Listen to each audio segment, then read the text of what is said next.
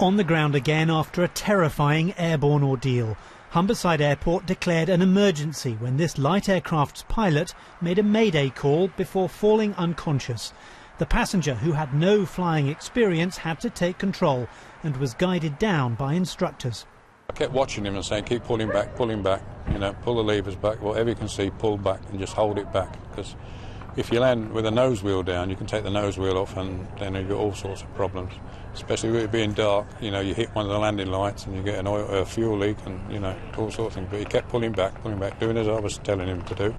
The passenger, known only as John, was said to have remained calm during the hour or so he was at the controls, making a safe, if bumpy, landing. Got 2 or 3 attempts. The third attempt, it landed, come down with a bump, hit the front end down, hit some crashing, and it come to a sudden halt. Police say the pilot died later in the evening, and while there are no suspicious circumstances, their inquiry continues. We must remember that there is obviously a tragic incident that has happened with the pilot being deceased, so our thoughts are certainly with the family, friends and relatives of the deceased, and we need to be sensitive in terms of information that we will actually be passing out at this time. There is, though, some measure of relief that thanks to the skill of the passenger and those on the ground, there weren't more casualties. Richard Lister, BBC News.